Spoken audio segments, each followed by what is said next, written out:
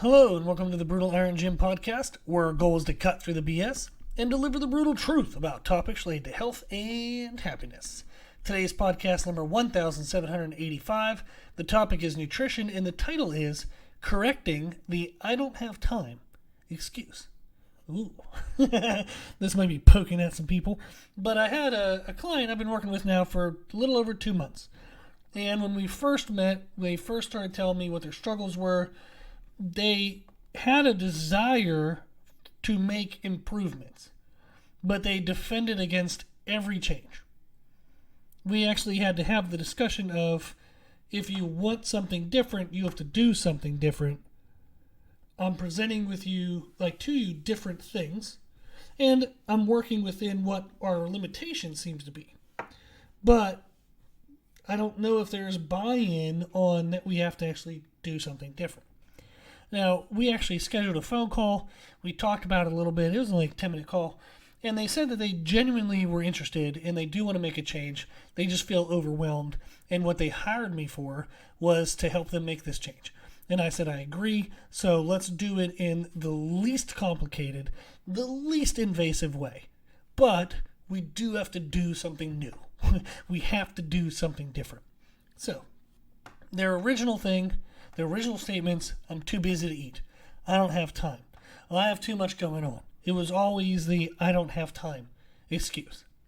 So what their schedule was, is they worked from home. They woke up at 5:30 in the morning. They were in their home gym. They actually have a garage gym.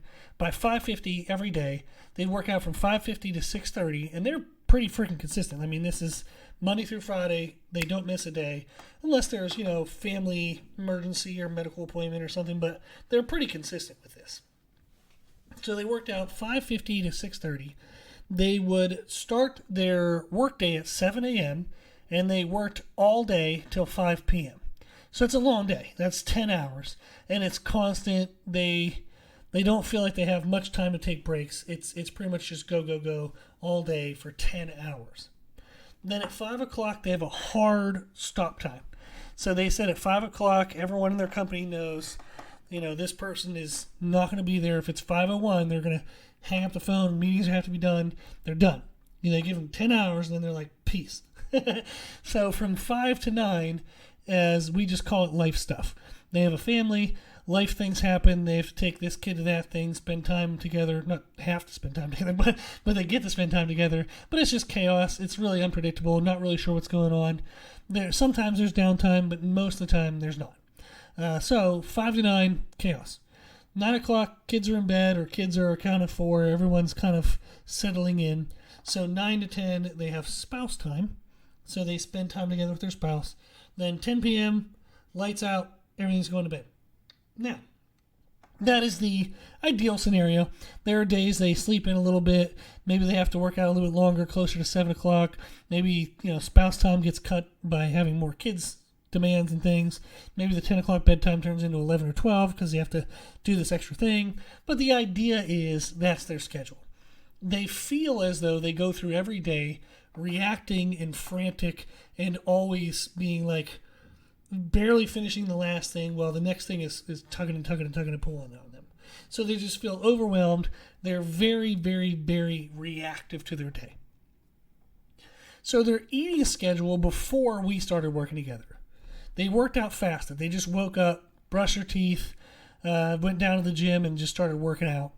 Then if they finished at 6:30, if they finished at 6:40, 6:45, 6:50, sometimes they would get something to eat before 7 o'clock, sometimes they wouldn't. If they got done a little early, they'd treat themselves. There was a Starbucks like 3 houses down. They would just walk to Starbucks, get a coffee and a muffin, walk back to the house, or they'd eat just random crap that's in the house. There's really no set routine. It just kind of depended on what was left over from the kids' foods or what the spouse bought, that kind of thing. But it was random. Sometimes yes, sometimes no, sometimes coffee and muffin, sometimes not. Daytime, completely chaotic. Sometimes they'd have a granola bar, that's the only thing they had. Sometimes they'd steal the kids' cookies, have yogurt cups. They'd maybe get super hungry and eat leftovers from dinner. One of their go-tos is a lunch meat sandwich. You just pull out 2 slices of bread, slap some meat on there, and they eat that. Or they would heat up soup. Sometimes they felt comfort in a warm meal, so they would heat up soup and eat that at the computer. But it was typically something they had to have pretty quickly, and they had to maybe they had 20 minutes, maybe they had 30 minutes, maybe they had no minutes, but it was chaotic.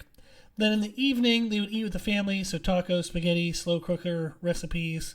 There's usually some kind of protein in there, but that's kind of the first part of the day where they could say that they've consistently had some protein. And then during spouse time, maybe drink some wine, drink some beer, have some sweets, kind of typical late night, evening snacky snacks. So that was their routine. My review of that is it wasn't that they didn't have time to eat. It's that they didn't prioritize it, then they didn't construct consistent, known, healthy options. Totally understand why. There was no judgment in what I just said. It was just, you would say that it's you don't have time. You actually have time to eat. And I'm going to show you that in a second. I'll give you examples of what I told them. I said you have time to eat. It's just you don't know what you're going to eat, and you kind of react in each moment and say, oh crap, I'm supposed to eat right now. What is around me? And so it was lack of prioritization, and then lack of taking the time and effort to construct some ideas and ensure that those foods are available. As they talked about in the phone call, that's what they pay me for. So I said, okay, well, I'll construct that for you. But just to let you know that it's not that you don't have time to eat. I work with incredibly busy people. I work with people who own their own companies, and those are some of the busiest people that you will ever know. I work with people that have kids at home all day. Those are some of the busiest people you'll ever know. I work with people that have insane job demands, and every second of the day is like 3 meetings at one time, and they don't know how they're supposed to attend all 3. I work with people all the time that have crazy time demands. I understand it, but there's still time to eat. It happens where, like I have one person, they own their own business, they take in 2 protein shakes in the morning and they set them in the bathroom. Because during the day, in the mid-morning when they go to pee, they pee and then try to drink one of those shakes and walk back out, deal with clients and things. Then sometime in the afternoon, they know they're going to have to pee again. So they go in, they pee, they drink the other shake, and then they walk back out. So they strategically take 2 protein shakes into the bathroom because they know that's the only time they're going to get. So it looks like that. I had one guy that used to unload trucks all night, and he would take 4 protein bars, shove 2 in each pocket, and he would just eat those a bite or 2, shove it back in his pocket, carry the next box. A bite or 2, shove it back in his pocket, carry the next box. There's time to eat. It's not easy. It's not convenient. It's chaotic, and it's going to be a huge pain in the ass at times. But there's time to eat. So our goal was to figure out a way to get more consistent calories, to get some protein in. Good God, just some. And they were very evening heavy in their calories, so we wanted to address that as well.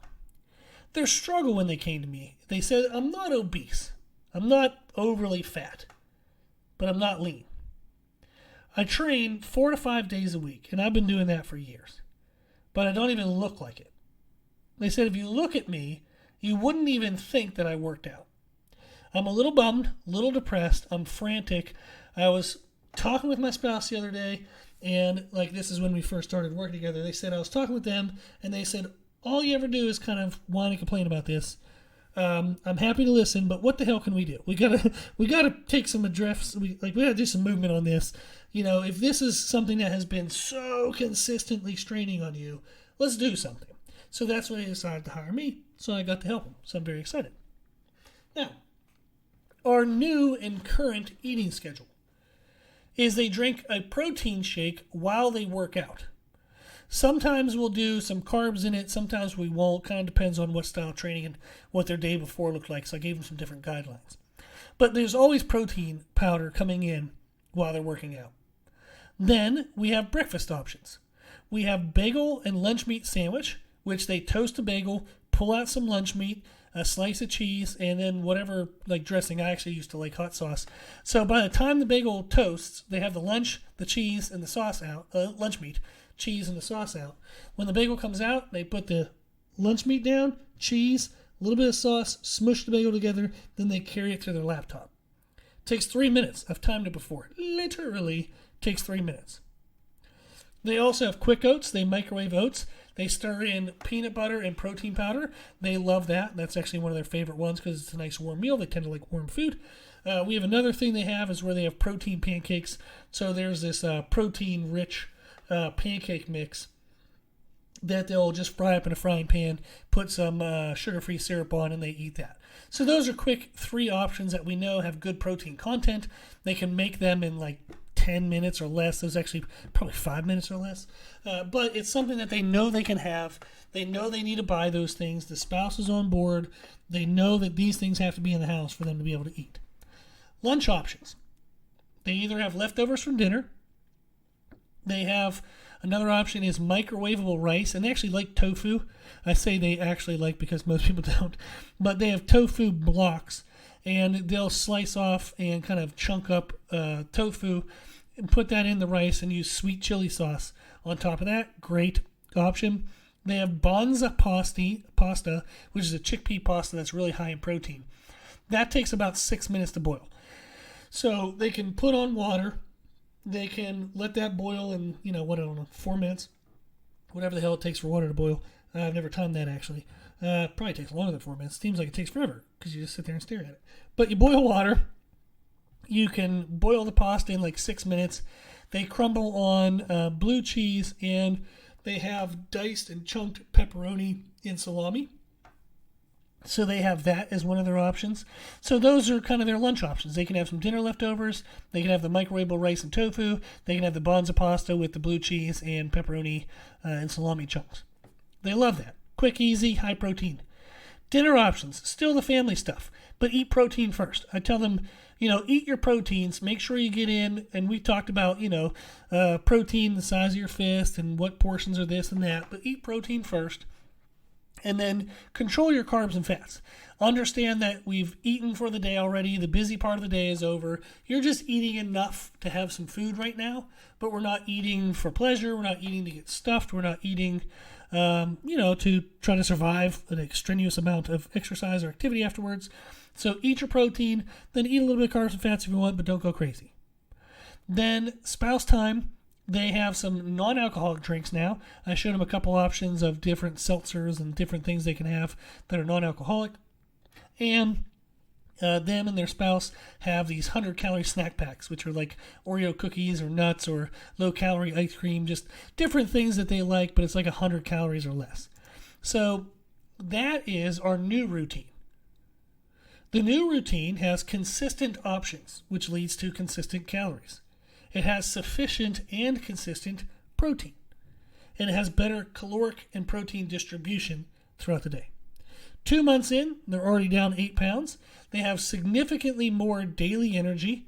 They even said that a coworker says, hey, you actually sound like you're awake more now.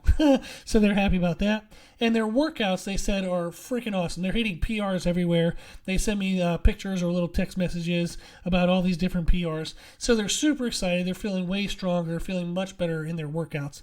And that is going to lead to continued fat loss and muscle building. So they're down 8 pounds, but that doesn't even account for the weight that they're gaining of new muscle. So they're actually gaining weight by new muscle, but they're losing fat at such a fast rate, it's still an 8-pound loss in only 2 months. That's actually really good. So I'm very happy for them. And what we did to make this change was we intentionally planned and accounted for consistent meal options with sufficient protein content. We stopped reacting to needing to eat and started planning what and when to eat. They prioritize their nutrition now. It is considered in every moment, when will I eat? What am I going to eat? Do I have it in the house? This is something now that is a set routine. They are much more consistent and they are happier. Best of all, The spouse is happier that they're not hearing them whine and complain anymore. But I wanted to share this process with you because a lot of people believe that they don't have time to eat. You do. It's challenging. It's hard. I know you have a lot of reasons, a lot of excuses. I'm a super busy human being myself. I do understand that eating can be very challenging. But it is possible. It takes some effort. It takes some planning. It takes a lot of the strategy. You have to account for it. It can't just be a secondary thing that you do on the whim. You can't wing it. You have to plan the food. You have to plan your day. Just like you plan meetings, just like you plan family events, just like you plan everything else. You got to plan your food. If you do that, if you take control, if you take proactive steps, if you stop reacting to the day and start planning your day, you'll find you have more time. You have the time that you thought you didn't. Okay. Well, hopefully that was helpful. Hopefully it gave you some ideas. If you have any questions, you can always reach out. Our email is brutalirongym@gmail.com. If you want help with organizing this kind of stuff, figuring out how your system would work for you, you can always hire me for coaching. We do one-on-one coaching services for nutrition only and for nutrition and training. You can learn more about that on the website, www.brutalirongym.com. Okay, if you like the podcast, please share the podcast. If you like the podcast, please consider donating to support the podcast, which you can do on our website. Also, if you like the information we share in the podcast, you can find more from us on our social media channels. You can find us and follow us on Instagram and YouTube under the name Brutal Iron Gym. As always, I hope this was helpful, and thank you for listening.